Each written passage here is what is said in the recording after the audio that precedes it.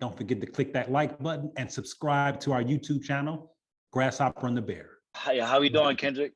Man, good to be alive. Good brother. How about yourself? Chilling, man. Chilling. Hey, Javi, what's up, man? Oh, great, man. Glad to be in your presence, man. The both of you. I'm pretty excited. Oh, man, dude, I've been looking forward to this. I'm excited for sure. The Jake Paul, Tyron Woodley fight. Yeah, of course. 100%. I felt that if Woodley would have kept the pressure on him and would have forced him and made it into more of a street fight boxing match, I think he could have really overwhelmed him because Jake didn't look that comfortable when it got ugly and dirty. And Michael Bisping, I think, said it really good after the fight, post-fight. He thought that was easy work for Woodley watching the fight. He just had to, throw more punches and be more aggressive, and he thinks he could have got him out of there. I agree. Big, strong, and athletic, but I felt like Woodley could have took him. What do you think? Navigating the 5-minute rounds to a 3-minute round is something that he had to work on. His conditioning was clearly there, talking about Woodley, but going from like MMA, which they have longer rounds, I feel like in championship rounds, right? 5 minutes sometimes, right? When you're fighting for the title. Is this true, Javi?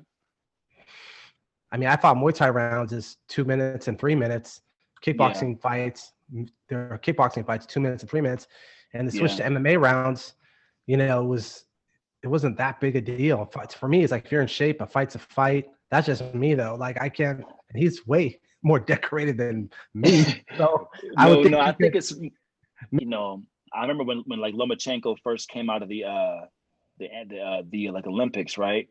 Mm-hmm. And he fought Salido, and what happened was, to me, it says he was in great shape, but shifting from those 2-minute rounds to 3-minute rounds and 12 rounds, it's like learning how to navigate through and knowing how to steal rounds and how to take some time off and how to step on the brakes, or step on the gas rather, is an art form within itself.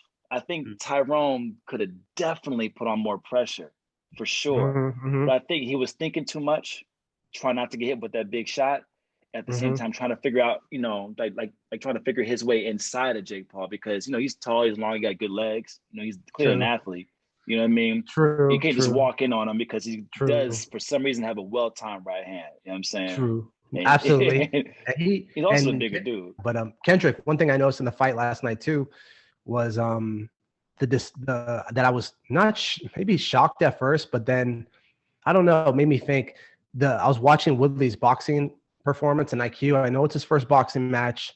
I have my first boxing match actually on video. I was the only one I did, and I looked like comfortable in there. And that was my first boxing match. I had maybe 10 or 12 kickboxing matches before that, but I looked comfortable. I was snapping jabs out from the gate, and I had a heavier opponent, bigger opponent, and Woodley just seemed like he does. I mean, just looked to me that Kendrick, like he hasn't been working on boxing that much his whole career. I mean, I've seen him with great coaches, but I don't feel as much as he's boxed or hit pads. I feel like he doesn't have much boxing knowledge or IQ. I mean, just watching him in there. I mean, that muscle memory is supposed to kick in if you've been working on boxing. And I think there's a difference between MMA fighters that train MMA and train all the disciplines and guys that live in the boxing gym and only spar boxers. It's a different skill. I don't know, Kendrick. It's something I was really tripping on, but I thought he'd be way better. He didn't look that comfortable. It was his stance. Everything was just tripping me out. I mean, but it's not uncommon for some, cats in combat sports, MMA and that UFC, to have better ground game versus striking or grappling and striking, though, is it? True. You don't think that maybe he falls into that category, maybe despite the fact that you've seen him with people that, legitimate people that are good with striking? I mean, his thing may just be grappling. It could just be, that's just his natural place of being, Right. True. You might have seen something that was evident. Dude just more comfortable hemming you up as opposed to using his hands to strike, possibly. I've never trained. The only art I've ever trained where I use my hands in a sense for striking on a consistent basis was American Kempo, and I did that for a very brief period of time. Boxing, I never had any formal training, like in the gym. I learned from watching documentaries and back when you could look in encyclopedia to learn, a long time ago. But I learned how to hold my hands and throw them. And because I've done it so long, of course, I'm not a professional boxer or an amateur boxer, but because I've held my hands and thrown them, I'm very comfortable using my hands, so whereas I don't know much at all about grappling. So it could just be that thing. I remember training with one of my good friends, we were training capoeira actually, and we were just working on the bob and just throwing combinations. And he pointed out just how comfortable and how my punches look. So, I mean, I believe that it kind of falls into that category. What do you guys think of that? I agree. I think that Kempo would do that too as well, because Kempo is primarily hands, correct? Sure. If I'm not mistaken, there's feet too, but yeah, definitely hands more, I want to say. Yeah, like there's like, God, see, I remember taking Kempo when I was super young, and there was a movie that came out. Javi, remind me about this movie. The Perfect Weapon. The Perfect Weapon. There we go. Sensei Kevin Pereira's favorite movie. There we go. There we go. The Perfect Weapon. I watched that sometime, man. I'm just like, oh yes, yeah. But the hands though, but his hands were nice. You know what I mean? So I could see about the transition from Kempo to like even like picking up boxing or even Wing Chun to that degree too as well, because it's still primarily hands. Sure. There'll be an easier transition, and even certain punches will translate better. You know what I mean, with Wing Chun and like Kempo. You know what I mean? Like you said, like Woodley is a wrestler as far as I know. That's like his strong suit, right? So when he came out in the opening round and you had that really low stance, I was like, yeah, he's gonna burn himself out doing that. He's gonna burn those legs out. And then he threw like a couple of good jabs. And I was like, okay, it's there, but the head movement wasn't there. You could tell he knows how to fight, but boxing is just so different. It truly is. You know what I mean? You got to really spend time in the gym and really focus on just boxing to get really good at boxing. Sure. And it's just like anything else, So, but I thought he did. I think that with a couple more, if he wants to take it seriously, if he wants boxing to be his thing, he's clearly got the athletic ability. It's going to take some time. I tell you what, with the amount of money both of those guys made doing this, they can definitely invest in themselves in that regard for sure with their training. 100%. That's what I'm saying. Come on, man. That's what I'm saying. Yeah. Me and Sean be all these years scraping our last extra dollars to train with Hyro, man. Get better, dude, Coach Escobar. These guys can't afford it. Come on, man. Yeah. Right, Sean? He had 100%. He had three great minds in his corner too, as well. You figured that, like, GT, like Woodley. Yeah, dude. It's GT, like, and what's his name? Other coach, the Cuban or Puerto Rican coach. Pedro Diaz. Yeah. And then the other brother I forget his name. He was also GT. working as another one that was working as his cut man. He trained. I forget what his name is, but he's also a great boxing mind too, as well. He's also kind of stepping in certain moments. I mean, just tell them, like, just let your hands go. Easier said than done. You got someone that's moving out the way like that, trying not to get hit, trying to box. But, I mean, I thought it was a fun fight to watch, though. I kind of was on the edge of my seat in certain points, Everybody I just like watching people fight, man. So it's fun to me, man. I like the beef. The beef makes it interesting. Dude, it does. It's almost like wrestling, pro wrestling to me. Oh, man. It gets me invested. What was your first impression of Javi when you first trained with him? And Sean, after you answer that question, Javi, same thing. What was your first impression of Sean after you trained or sparred with him? Okay, so these are some good stories. This is funny. Okay. So I can't remember who it was, because I think it may have been Hyro that came up to me and was like, yo, I got some work for you at the gym, man. This dude named Javi said that, he'll move around with you. And I was like, okay, cool. So I had just started working at the time was a Polk Street Boxing Gym, which is now HitFit. And I remember seeing Javi in the ring. He was holding mitts for somebody. And I was like, okay. So I just happened to go into the gym to go hit the bag, right? And I was just trying to like just get myself in shape and whatnot. And I was like, okay, that's him. I said, okay, he's a little bit taller than me. I think I'm gonna start hitting the bag super fast to see if I can get his attention, see if I can scare him a little bit.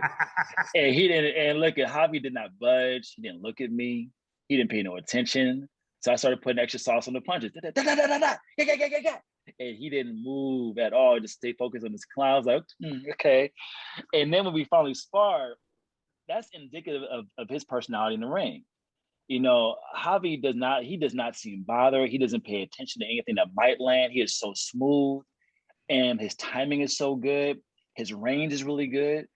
And I left out of their surprise. You know what I mean? I really did. And ever since then, I always have respect for people that jump in the ring. You know what I'm saying? But he did not let any of that. He probably don't remember that at all either. But that was my mindset going into sparring with him. I said, okay, I'm gonna see if I can get her on the scan, see if we can see the speed, you know, see if I can intimidate him a little bit. And he did not budge at all. And I never forget, this dude had a right hand that can't see me. I swear, it came out of nowhere. It was overhand right. It got my attention. And I was like, okay, this is, you know, I can't just jump on everybody. You know what I mean? A lot of respect for that brother. Isn't that so fun though, man? Everything we're doing, sparring each other, challenging each other. That's just fun times, man. That's like being alive, man. Like, oh man, it brings back memories, man. That for sure. Because I appreciate it more now that I don't do it as much. You know what I mean? I mean, I'm still training like crazy, but not in that way. Now, you know, we're just things are different now. But man, I appreciate that. I appreciate that sparring with you and everyone that I've sparred. I'm sure you do too. But I remember seeing Sean Kendrick at a boxing gym maybe a year or two before that. And there was not boxing gym, it was a fitness gym, a huge one. It was a chain. It was downtown Market Street, like 9th or 8th. What gym, what facility was that, Sean? Wow, that was the Sports Club LA when I used to Sports Club LA. I seen you there, right? I seen you there. And one of my clients, he got a membership there. And then he said, hey man, just come try training me here a few times, see how it goes. So I trained him there like twice, but then I guess you had to be an employee there to train people. I didn't know that. He didn't know that. But he kept trying to sneak me in. And we go to like a room and they would be all over me. They kicked me out like twice, man. I was like, damn, okay. Yeah. And then my client, I go, bro, I can't train you here, man. They don't allow me to do that. So, but while I was there, it was the first time I saw you, Sean, and you were working with the client. And Sean Kendrick was sweet on the mitts, right? So Sean was doing the Mayweather style mitt work at that time, or a variation of it. And that's the thing that I've been trying to like learn watching online and videos, and I just couldn't pick it up. I watched Roger Mayweather do it with Floyd, and I just couldn't get it. I couldn't figure out what they were doing. So I would try, and if you watch some of my old mitt work videos with my clients from like 10 years ago, you can see that I'm trying to figure it out. And I got somewhat of a flow going. And I would show Hyro, I said, look at this video, Hyro, look at this old video before I even met you, before I started working with you. Look at what I was doing with the mitts. And he's like, yeah, man, that's smooth. I was trying to figure it out, but I didn't know. And I didn't learn it until I started training with Coach Hyro, where he broke it down. He studied the Roger Mayweather mitt work and he figured it out. And then he started doing it. And then I'm like, oh, this is what they're doing. But sometimes you can't, from a video, you can't always learn what someone's doing. You have to be hands-on with that person. So, so I seen you doing it, Sean, and I was like, man, I was like jealous. I was like, oh God, that's what I want to know. You know what I mean? And so I was like, damn, where'd he learn that? I was thinking, where'd he learn that? The Mayweather sequences, and then on the mitts, because it looked great when you're doing it. So I was like, hella jealous, man. And then back then I was like, my previous life, Kendrick, I was so egotistical and overly competitive, just retardedly competitive, which is a waste of time. You know, you only compete with yourself, no one else. And but back then I was just competitive with everybody for no reason. I was just retarded, everybody. And then so I seen Sean that one day he came to the gym, to Polk Street gym. I'm like, oh, he's here now. Oh, that guy, I remember him. And I remember the day you were hitting the bag. And then did I write notes? I think I wrote some notes about that day. Let me see, because I'm trying to recap my mind. Okay, yeah. So then maybe I want to hold that. There's a couple of, I saw you Polk Street gym. You're hitting the heavy bag, and I thought, man, he's trying to be sweet on the heavy bag too. He's sweet on the sweet on the heavy bag too. I like to hit the heavy bag too, you know. And I was like, he's coming in there. He's trying to like be sweet on the mitts and he's sweet on the heavy bag. No way. And then one of my clients was like, man, that guy looks hella fast. And I go, yeah, he looks good. He's like, yeah, he looks fast. He's like, you're gonna spar him? Because you know our clients are always just like, you know what I mean, Sean? They got big eyes about everything, you know, this boxing world they're getting into. Now you can spar him? Could you beat him? And I was like, I don't know, one way to find out. He looked like he'd be a good sparring partner. That's what I would always say, you know. And then so he goes, really, man? He looks hella fast, Javi. I mean, I've heard that from other people too. My clients have told me about it. I'm like, yeah, he looks fast. Let's go. Let's, you know, we don't know till we know. You know what I mean? Yeah. And then when I sparred Sean, man, his defense was so freaking good. I want to ask you later where you learned the shoulder roll so good, where you learned such good defense. Who did you spar that's a no name? I'm sure there's a bunch of them. And I couldn't believe how good your defense was. It was just ridiculous. So I had to dig into all my bag of tricks. I have a lot of tricks, luckily. I have a bag and pocket with all kinds of stuff I can bring out of my hat because I just developed it over the years. So I had to go deep in my pocket, Kendrick, to find something that would land on him, because otherwise I'm just hitting his shoulder and that's it, or that's it, man, or missing. And man, it became like more mental than physical with Sean. And then, so after we sparred that first time, it was such a challenge. It was so cool. It's nothing like being challenged. And he's about my size too. So that's great, because it's hard to find people your size when you're a little bit of a bigger guy in boxing gyms. Everyone's like real small usually, or if they're real big, they're no good at all. So, so after I sparred Sean, we sparred again after that, and then another day, and that was so fun and so good. And then when the gym switched to HitFit, we just kept sparring each other every now and then. It was just always so challenging, you know, and you can't really get that challenge from everybody because we're similar size, we just keep each other on our toes.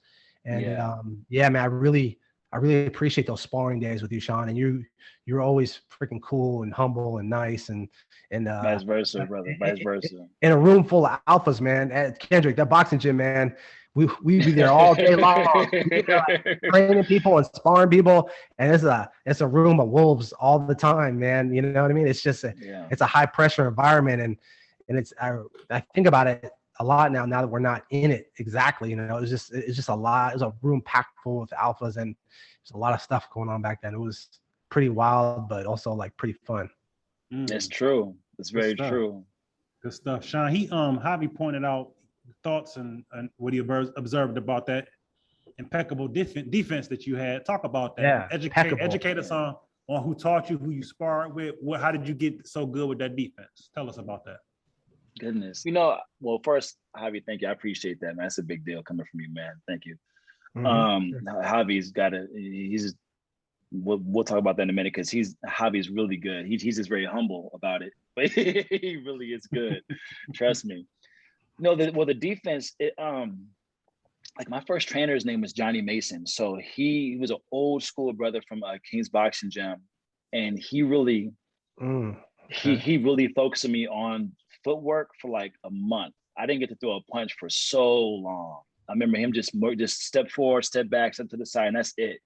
And he wanted my hands in good position. He wanted my jab to be perfect. You know what I mean? And he made me throw a jab. It seemed like it was like about 30 days. All I had was just my jab. That was it. You know what I mean? And I was watching all the other kids, like my homeboy Kareem Mayfield, really well-known fighter out here in the Bay Area, and my homeboy, his name is Otis Seymour, who is, to me, like close thing to like a perfect fighter. He is amazing. Wow. Sparring with these guys, you know, I was watching them throw combinations on the mitts, and I was getting mad because I can only throw my jab. You know what I mean? My coach is enough, get back in the mirror. He told me that the mirror is your best friend. You know what I mean? So after working with him, and he left after a while, I had a pretty good foundation. And being allowed to spar my next coach, Paris Alexander, who was also from the Bay Area, he let me kind of just be myself a little bit more. And I was watching more film study, and I was watching Floyd. I was watching Bernard Hopkins. My favorite fighter at the time was Roy Jones Jr. My favorite fighter. He could do no wrong. And then, but I started to learn how to fight out of the shell a little bit more, just through experimenting and watching Floyd stay in the pocket, watching him, how he would move his body and how he would tuck his chin behind his shoulder. You know what I mean? And what would happen if he did get hit? If the shoulder worked, if the actual shoulder roll was not working, then what would he go to? You know what I mean?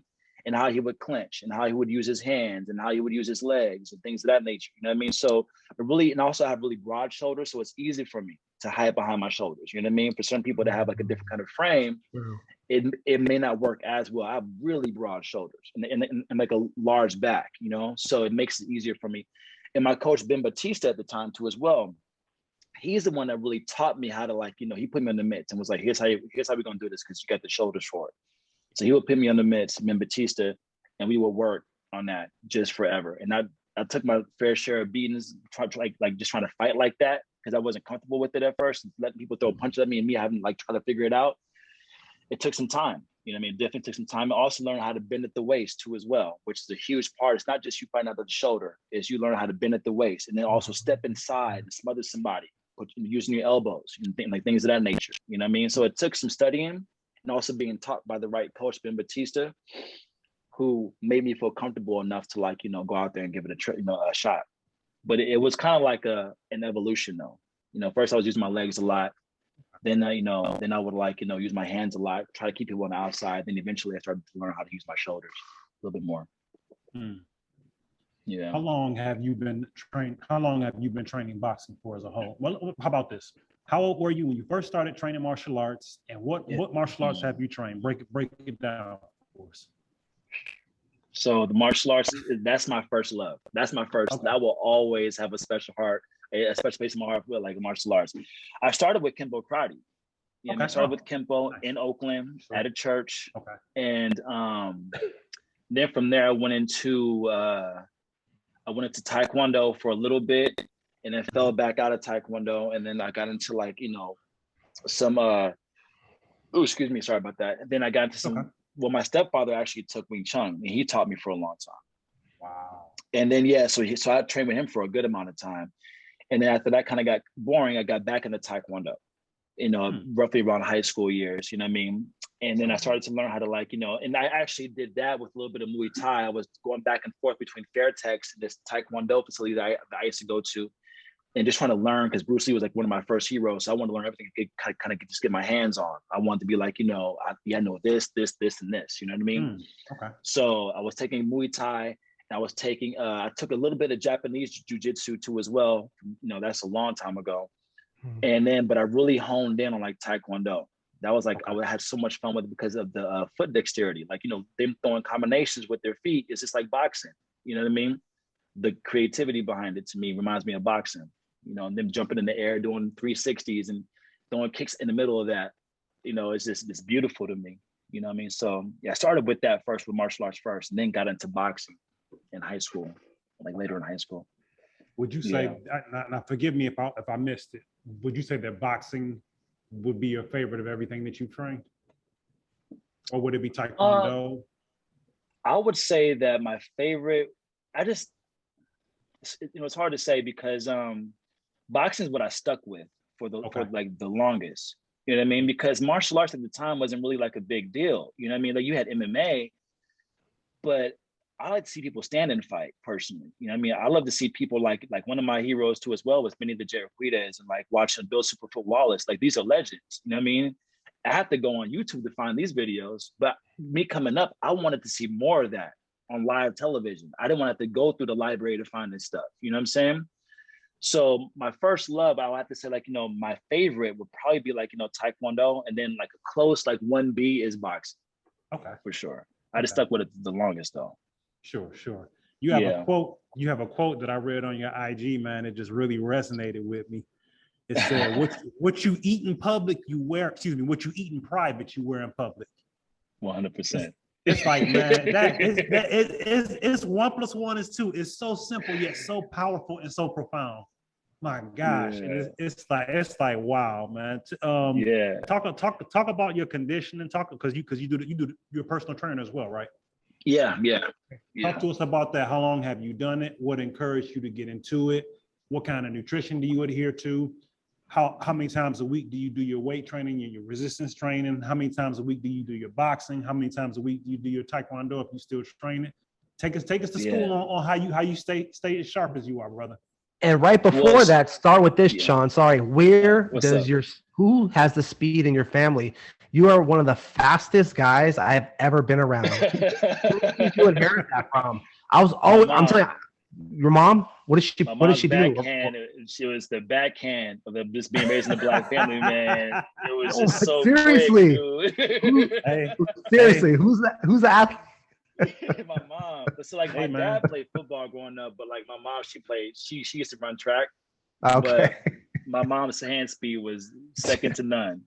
Still the fastest person I've been. Kendrick, for real, Sean's so fast. He's one of the fastest guys I've ever been around, if not the fastest, which is really cool because it gives you something to strive for, man. It's like so much speed there, Sean.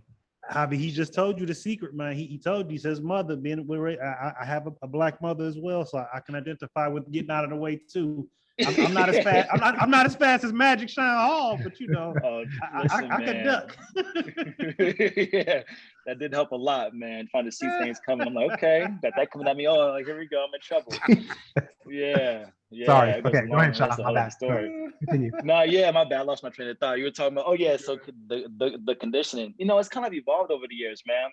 Okay. Boxing's been like, so what kind of got me into being a personal trainer was me wanting to know what I was doing with exercise. You know what I mean? I wanted to know, you know, because as at the time of like being like an active fighter, I was like, okay, well, you see a lot of these fighters coming up and they do strength and conditioning. I just wanted to know more about what that meant. And I wanted to be able to train myself, essentially. I wanted to know what it meant to like do a squat and a lunge and a push-up and things of that nature. And I wanted to have like the science of exercise down.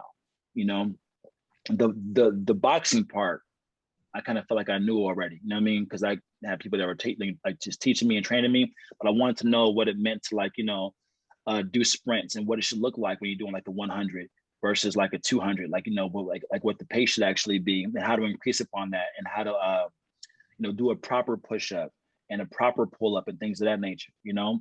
So once I kind of got into that, I started kind of just dipping into it and talking to some really good minds. So like the gym that Javi met me at, the Sports Club LA, they were really, really, really smart trainers. And they just knew how to work with every type of person. And I learned a lot from those people. So what I did was I tried to make sure I held myself accountable by picking someone's brain every single day. I would just ask people, yo, can I sit with you and just do lunch with you and just kind of learn from you? And they'd be like, yeah, sure. And I would work out with like some of these people. Like one of my mentors, who's a really good trainer, his name is David Alexander. And he trains, you know, people out there in Miami now. He has his own facility. But David Alexander took me up under his wing. He used to train like actual like MMA fighters, like Luke Stewart. I think you might know him, Javi. You know, Yeah, he trained him for, so he trained him for his conditioning. And also, if I'm not mistaken, so I know Nick and Nate Diaz, and also a couple other people too as well whose names kind of escape me right now. Mm-hmm. But he taught me how to train like a fighter with resistance training, like how to structure your exercises. Right. He said, okay, so you got to do it in phases, right? So he goes, okay, so first you work on your push stage because boxing is you got to do everything. You got to push, you got to pull, you got to twist, right? So that's how fighters have to train with their resistance training. Like you have to push to work on all the pushing exercises, your squats, your push-ups, your chest press, things that make you have to like generate force pushing forward, right? Or pushing up, right? Then he says fighters have to also pull.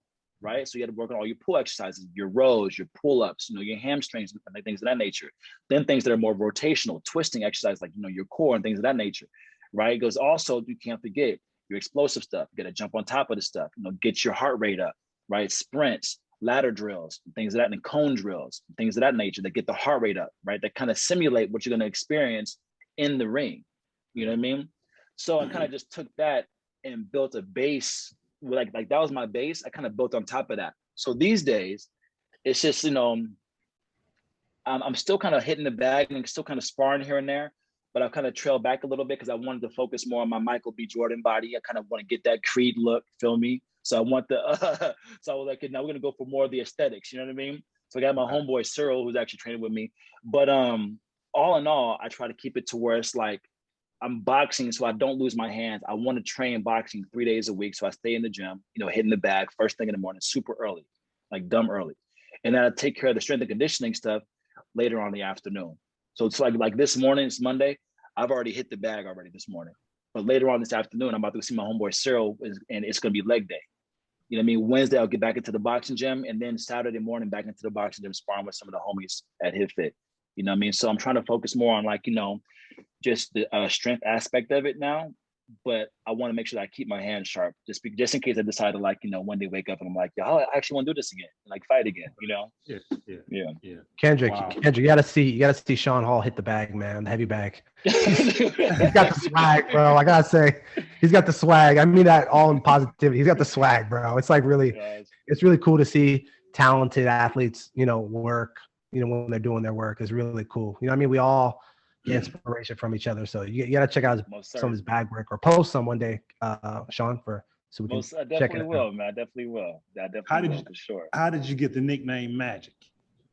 I used to do magic like magic tricks. David Blaine. Really? I used to like when I saw Oh, David man. Blaine in '97.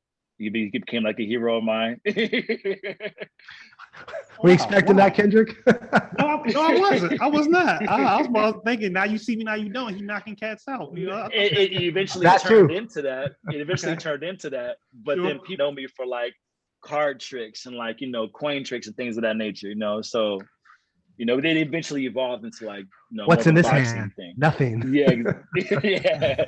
But yeah, now you see me, now you don't. And because of the hand speed and the defense, people were able to make that correlation and say, okay, Magic Sean, you know what I mean? But initially the name came from card tricks. Are you still a fan of doing magic tricks and things in that sense now? So I will always love watching magic. Okay. I wanted to step back from doing magic because once you know the secret behind it, it makes it less like special. You know what I mean? So it's like, Yes. so that's why part of the reason why a magician never really sold a trick, because once you figure it out, it's really not that crazy, right? And it got to a point to where I was watching magic tricks. I was able to see the sleight of hand. I'm like, this ruins it for me. I actually want to like enjoy this. You know what I mean? So I love watching it. I don't do it anymore though. There are some go-to tricks that I will go to just have some fun and impress somebody. But for the most part, nah, I kind of fell back. I'm gonna take it back to Sean. How has knowing Javi impacted you in terms of your life now? And Javi, after Sean answers that question, I have the same question for you in terms of how has knowing Sean and sparring with Sean and being friends with Sean these years impacted your life? Sean, lead us off, good brother. Most certainly. I will say this. There's a few different things that kind of come to mind with that. One time I was training for a fight, and I was like, and Javi can relate to this too as well. Like, there's just a headspace that you kind of get into when you're about to go and be in the ring with somebody. For me, it's so serious and so deep, right? And I was just in my head that entire week. I was just feeling the anxiety. I was just like, oh my God, here we go. It's about to happen. And I was trying to make weight. And Javi came up to me, and I was sitting on the edge of the ring, and forget the exact words, but he brought me some food. You know what I'm saying? Do you remember this, Javi? You went to go to, went to go to, if I'm not mistaken, it's that greenery spot that's on Polk Street. And he brought me back something to eat. It's a true story. He may not remember this, but I do. It's how much it meant to me. And we're kind of talking about the fight a little bit though, and being able to relate to Javi about like, just the things that fighters go through mentally and emotionally before you fight. And watching his demeanor and how calm he's always been in the ring and all that kind of stuff, he's helped me to understand, like, because before Javi, I was really high strung. I would try to fight this really high octane pace. Watching how efficient he was helped me to be able to kind of scale back and make the right moves at the right time. You know what I mean? And that's why he was always landing these big right hands on me, because he was able to time me so well. I would jump in and walk into this right hand. And one of our last times sparring, hit me with a right hand. I kid you not. My neck was hurting for a few days after that, for quite a few days. And I jumped right into it. But it's indicative, again, of like his composure. And I was like, and I remember asking Oscar, I was like, yo, like, what you think about the work today? He was like, it was good. He was like, but you got to learn how to relax more. He was like, that's why you got hit with that right hand. You know what I mean? So his composure, and also just how, like, to kind of scale back a little bit, his composure in the ring and how relaxed he is and how efficient he is, but also too as well, like just how kind he is and how generous, and like how generous that he actually is. He may not remember what he did for me, but that went a long way with me. You know what I'm saying? Being there, like, training for a fight, having to make weight, him thinking about me in that, just in that moment right there, just went a long way for me. And from that point forward, I was like, yeah, now Javi's actually a legit, really cool dude who just happens to know how to kick somebody's ass. You know what I mean? Who just happens to know how to do that. He is the gardener who is ready for, I forget how to actually phrase it, but there's a phrase that makes me think about Javi right now that says it's better to be a warrior in a garden than a gardener in war. Javi reminds me of that. Yeah. That's what he reminds me of right there, to kind of put it in a nutshell. Wow. That's I was never supposed to be a tough guy, Sean. Like, I was never. I changed the course of life because, as I've told Kendrick many times in private conversations, kind of like how scared I was of fighting as a kid, how I just couldn't do it. I was just scared of I was just scared, man. I just could not do it. So but you jump out of a plane, you force yourself to jump out of a plane enough times when you're petrified of heights. The 10th, 20th, 30th time, you start getting comfortable in that environment. And then all of a sudden, the next 10, 20, 30 times you jump out that plane, you are the person that jumps out of that plane. You know what I mean? You become that fear, or that you become that adrenaline, or you become the danger. You're no longer, scared of it. You're one with it. So that's like, that's what I think of when I hear you say that. Cause I never envisioned myself becoming a good fighter or whatever, boxer. I wanted to be, but I always go back to thinking how scared I was. I mean, I remember backing out of fights when I first started in kickboxing, just I was so terrified of fighting. Right. You know what I mean? Listen, I've been there, bro. but then I would redeem myself, right? Man, I got to do it again. I got to sign up for another fight. I got to fight that. I got to get on that roller coaster and just do it, because otherwise it will haunt me, but yeah, knowing Sean in the gym, it reminds me that there's always another level. There's always someone better than you, faster than you, or someone that you can learn something from. There's someone else like you that's as passionate about boxing and fighting as you are, about training, about mitt work. There's always a talented person out there like you and more that you have to, it's the reason why we train. There's always somebody better. So Sean just kept me humble. There's always somebody faster. There's always somebody quicker. There's always somebody, just who can do some stuff better than you. But of course, I have my strengths too, like Sean said. And it's just great to have someone to challenge you in the gym like that. It was always a challenge for me to train with Sean, to spar with Sean. It was always friendly competition, but it was always very intense without us wanting it to be intense. It would just be intense. But we didn't want it to be intense because we didn't have any animosity, but it was just become intense. It just was, because when you're sparring someone who's dangerous, something can happen, especially when you're the same size. And sparring each other, like I said previously, we're similar size, so we know we can just let it go, and without either of us. And it's not looked down upon. Like, you spar lighter weight class guys, which normally guys like me and Sean would have to. We have to hold back a little bit. We just would have to. But with us being the same size, you spar someone your size and similar skill level and abilities and experience. If it happens, you can really unload on each other just naturally. And I've taken plenty of hard shots from Sean Kendrick. Like, I think I've talked about it in the past. And as any other pro fighter or amateur fighter will say, it was good fun, but it's also painful, that's what knowing Sean has kind of been like, and he's a hard worker too. I can just parlay into that. He's a very hard worker. He reminds me of myself. Sean, we used to work like 8 to 9 hour days pre-COVID-19, bouncing from one gym location to the other. I'd seen you always, either you weren't training somebody, you were hopping on a car to go somewhere else to go train somebody with all your gear, and then you'd come back and I'd be, hey, what's up, Sean? You back? I'm back, man. And we would work like 8 to 9 hour days. I don't know how we used to do that pre-COVID. I know I don't do that now, but no. It was a killer grind. It's nuts. 100%. That is very true. Sean, what kind of, you were saying that you want to get your Michael B. Jordan body on. Does that mean, two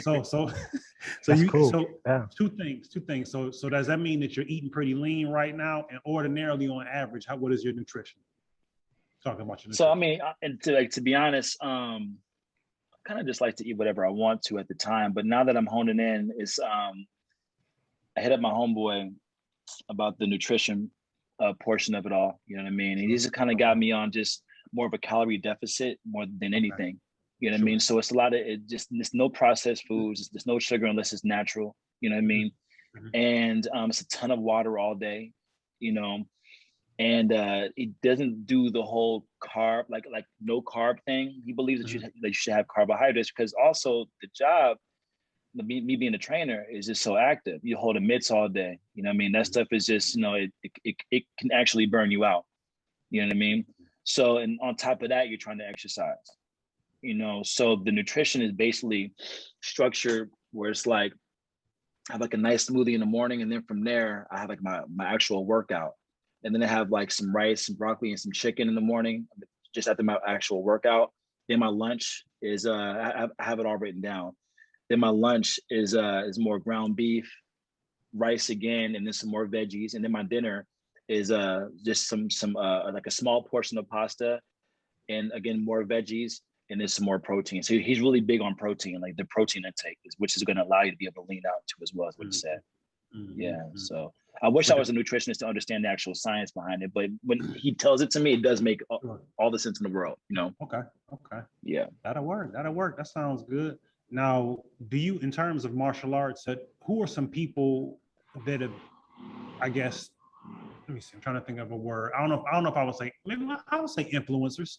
Would you say that the gentleman that you named prior to will be your influencers in martial arts and boxing, or do you have other people? And they actually, come to think of it, it can be people that were influencers to you within boxing and martial arts and outside. Like you might have a cousin or somebody that was just in your ear, you know, just feeding into the positive, saying you can do it. You know, talk to me about influencers or positive people that have impacted you in terms of the physicality of your life, but just your life as a whole. Yeah, so I would say that in boxing, my biggest influence is probably my good friend Kareem Mayfield. Okay. You know what I mean, he went. Shout out to Kareem. Yeah, shout out to Kareem, because Kareem, he was somebody who started he started like a year before me. Truly came from the gutter in Fillmore and like made it to where he was fighting on HBO, ESPN. And it's like, that's such a big deal. Because I used to work out with this dude a lot and train with him a lot. And he would just, you know, all the time, like that's a lot of where I got my style from too, as well as just being in the ring with him so much. You know, he would just spar. I would take my lumps from Kareem so much, you know. But he was such a positive influence and always encouraged me to, like, you know, keep pushing forward, man. I know that you know, are struggling in this one area mentally where it's like, you know, you're afraid to get in the ring because you're afraid to lose. That's how competitive I was. That I actually still am, is I hate to lose. You know what I mean? Okay, sure. And he would tell me early on, dude, like, don't be afraid to lose, man. It's okay, because losing is what's going to allow you to be able to know what the result, like, you know, like what you need to do to actually make it a victory. You know what I mean? It's like, so though you can't, because losing is also like your biggest teacher. It's how you get better.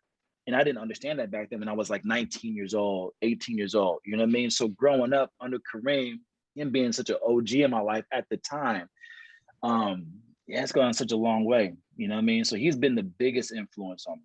You know what I mean? Just in terms of like me as a fighter and all that kind of stuff too as well. Okay. Now, in terms of, you spoke about your mother having those fast hands with the slaps earlier. Shout out to Mama Hall for sure. Yes.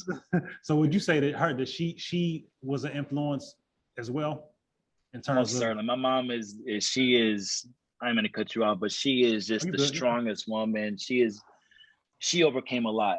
You know, it's I think about my mom, I get emotional because it's like, you know, seeing where she came from, you know, like what she had to overcome. You know what I mean? It's like God has truly had his hand on her, you know, and me coming from such a strong woman has been like, you know, I'm so grateful for that. You know what I mean? She, you know, her story, they can make a movie out of her. You know what I mean? Like, she really did overcome a whole lot growing up. And it's like, I try to live to make her proud, her and my father, you know what I mean? Because it's nice. They put a lot into raising me, you know, and I want to make them proud for sure. But my mom is probably my biggest influence in life, her and my grandma.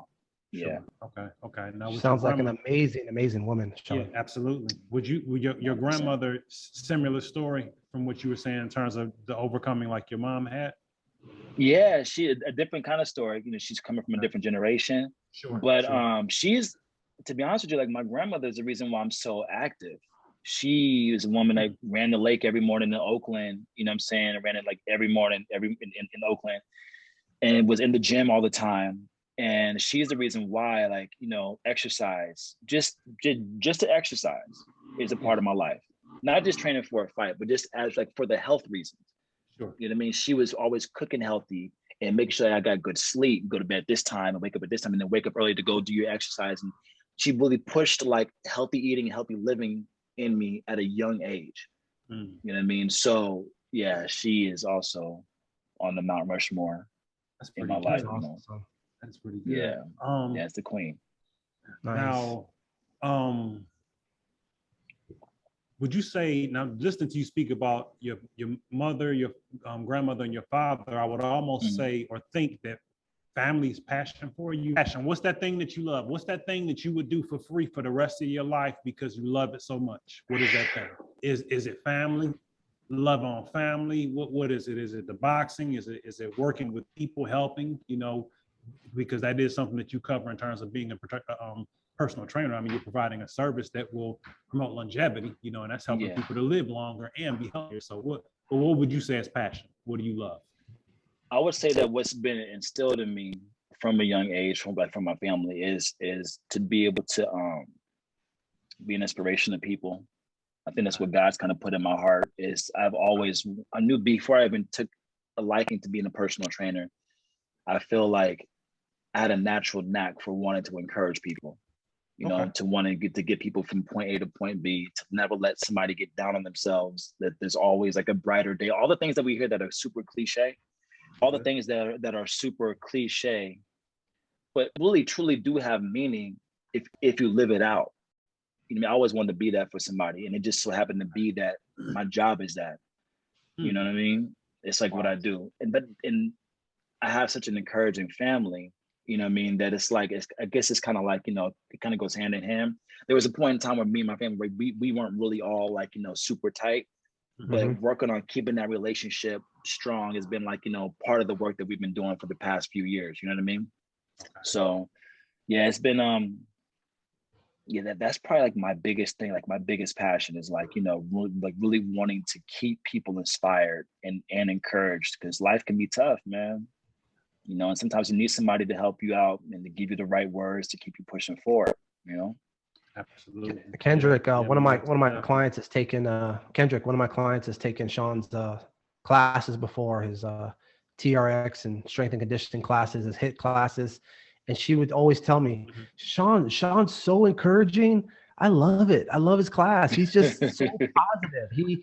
He comes and talks to every single person who's on the floor doing a push-up or a plank, and he encourages them. He's freaking awesome. And I said, yeah, he's dope. I always say he's pretty cool. That makes me feel better than anything, honestly, man. It's hearing people say that, that's a big deal for me. That's a big deal for me. For sure. Yeah. Thank you for telling me that, Javi. That's awesome. Oh, for sure. Yeah, my client Susan. Yeah, she loved your classes. That definitely speaks. That speaks volumes to everything that you just said, more or less, in terms of why it is that you do what you do, or what motivates you to do it. So, yeah, definitely. I would do it for free, but I got to pay these bills, man. But absolutely, win the lottery one day. No, I would still keep doing it. Two things. One, what's your opinion on how? Well, this is what I think. Boxing. If there's more boxing gyms around, more people, there'd be more unity as a people. I think, the way the boxing gyms are, they're a great place for people to get to know each other and be around each other who wouldn't normally be, because you get the blue collar, the white collar people, different races, different, religious beliefs, all together. We're all sweating, we're all challenging ourselves, and we create bonds are created. I've met people and vice versa that I never would have met if I hadn't been in the boxing gym every day. And we all learn from each other. It's a beautiful thing. And then, you go on the internet and you see so much hatred and racism around the country. That's not all of the country, but it's, the stuff you see, it breaks your heart, breaks my heart. And, and then we go and you go to the boxing gym and everyone's together. Everyone respects each other, no matter what your level, everyone's the same.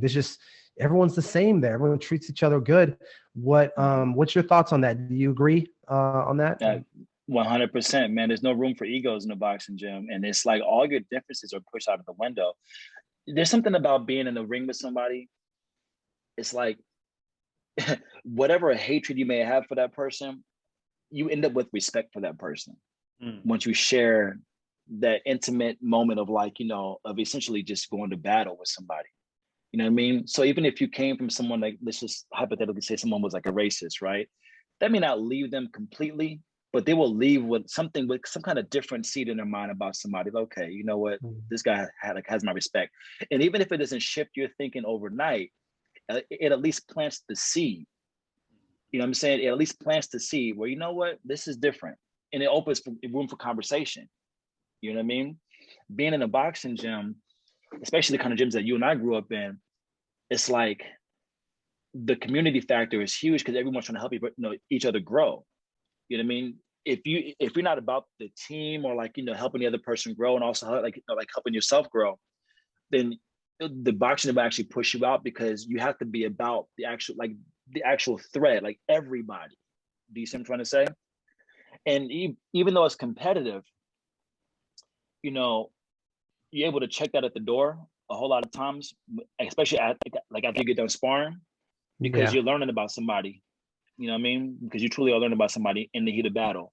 You know what I mean? So, on this topic, I think of the top level coaches of sports. You know what I mean? They're there's great coaches that are African American, obviously, and Caucasian, Latino in boxing, but like Evander Holyfield, Marvelous Marvin Hagler, some of my favorite fighters of all time, boxers that I just, I'm a big fan, historian, and they're coaches and they're mentors. Customato, Mike Tyson, they're all Caucasian as you can get. Yeah. But they looked at their fighter, like Evander Holyfield. They said, "That's my son," because they raised him in boxing. That's something that's beautiful about the sport. There's like, to me, in those moments, like Customato, Mike Tyson, he's like, "That's my boy. That's my boy." And like Marvin Hagler, his coaches were two brothers. And his handlers, they were Caucasian. Maybe they're Italian, but there's no color lines to me when it comes to like sports and combat sports too. That's what I love about it.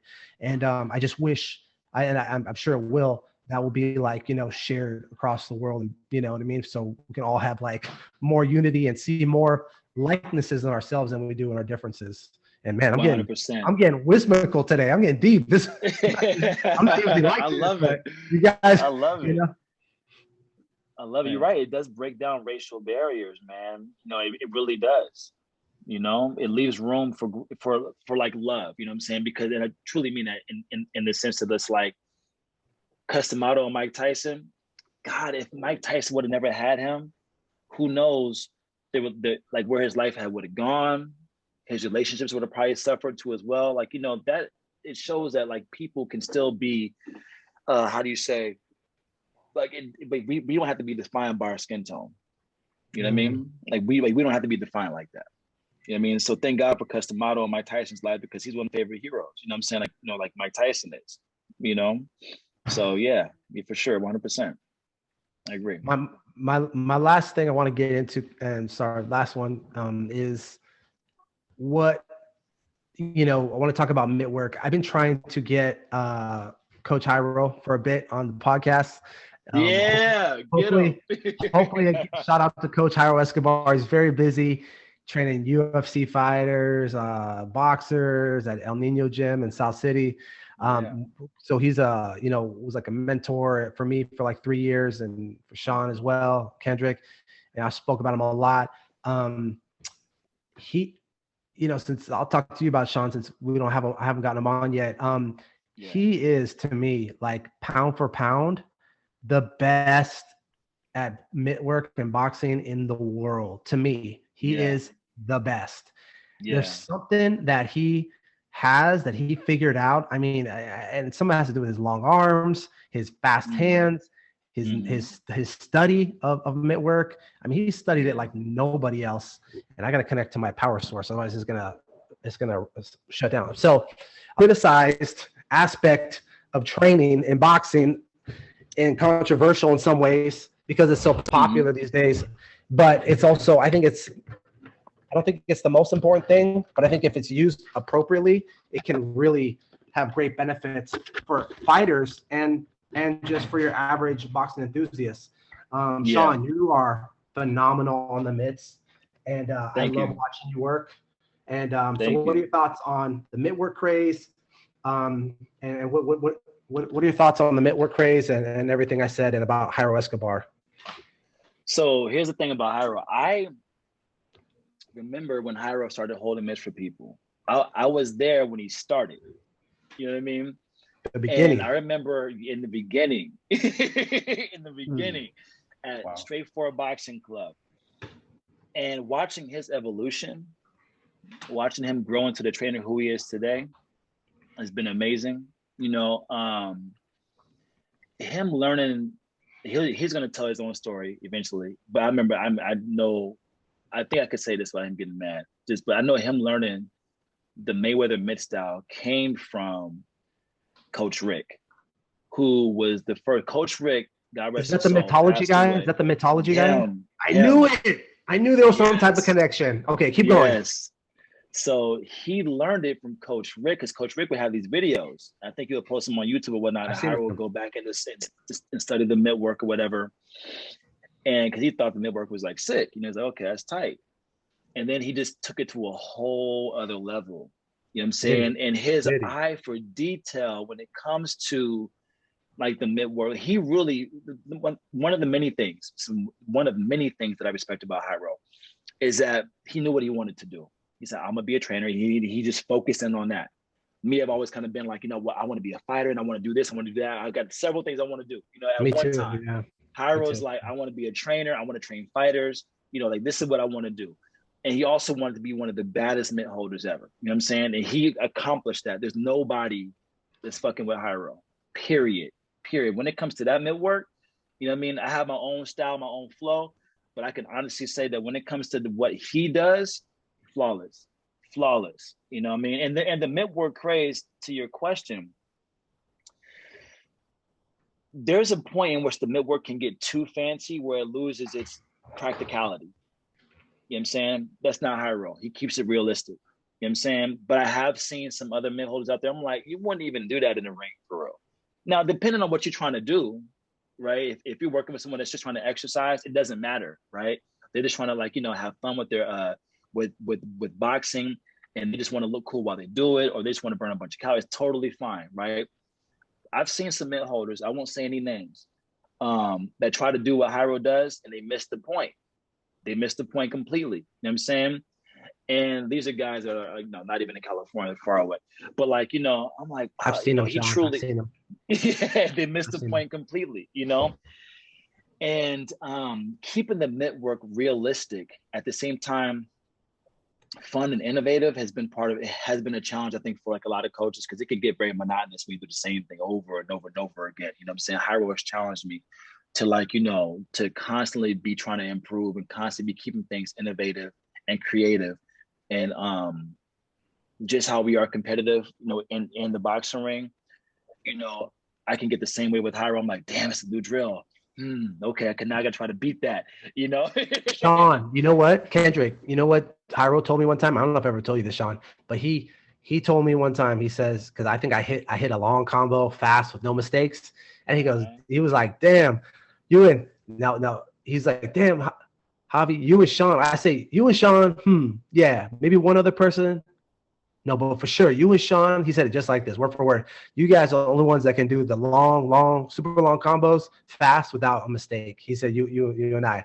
Now, I'm not trying to be conceited. He said it, and we're all fam here. So, yes, but he did say that, and I was like, damn, that's cool, man. Yes, now Hyro, man, he's a true master, man. He truly is a master, man. His brain just works in a different way, bro. You know what I mean? Totally. And I just am so blessed to have seen the beginning of it, like where he started, and to see where he is today. I wish he had videos of back then. He probably does somewhere in his phone. He probably does, but he probably don't. I don't know. I would love for him to show his evolution, like where he started and where he is today. I would love for him to show that, because, you know, it's just beautiful to see people grow. You know what I mean? Especially in what they like to do. You know what I mean? Yeah, he truly is a master for sure. Master, man, master. Yeah, definitely. Sean, definitely. What aspirations have you not accomplished that you would like to realize? Wow, that's a good one. You know, I think the next step for me is opening up my own facility. You know what I mean? Okay. That's something I really want to leave my mark on the fitness industry. Mm-hmm. You know what I mean? Okay. And I gotta scratch this bug, man. I gotta have at least one pro fight, man, before it's all said and done, man. I just cannot shake it. It's still very much in me. I don't know if it'll ever go away, you know, but what reignited that fire was watching Mike Tyson and my hero, Roy Jones, go at it, and watching Tyson get back in shape at it. I was like, oh, hold up. I can still do this. You know, I say I can still do this, you know, and I put it in perspective. You know, Mike Tyson, he was doing a lot of drugs, alcohol, things that he said. You know what I'm saying? Mm-hmm. If he can bounce back from that, I'm 36 years old. Okay, I can still do it.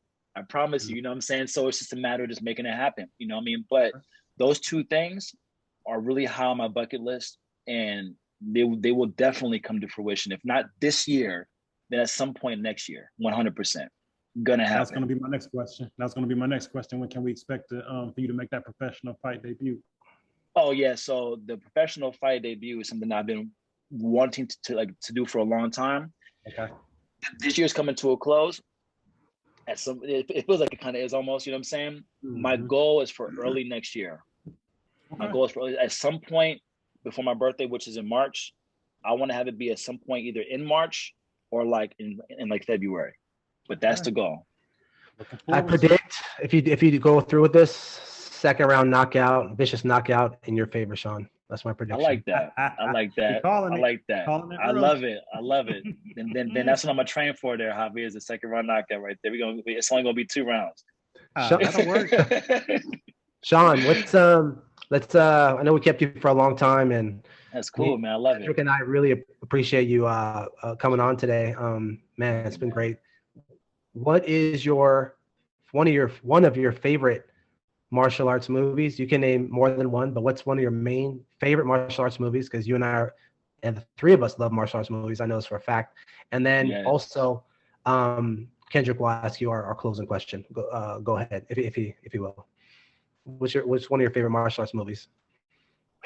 My favorite martial arts movie is Bloodsport. It crushed me when I found out that it didn't really happen like that. That the dude, Frank, I don't want to get into it because I'm not gonna ruin my childhood. So I just choose to believe that it's real. You know what I mean? So, you know. Me too. Hey, me too. You know what?